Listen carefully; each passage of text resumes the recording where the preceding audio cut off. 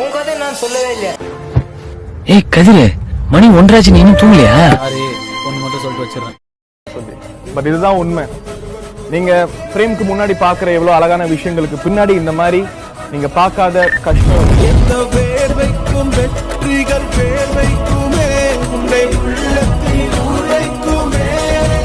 மக்களாகி உங்களோட மனசுல ஒரு சின்ன ஒரு இடத்தை பிடிக்கணும் அப்படிங்கிறதுக்காக தான்.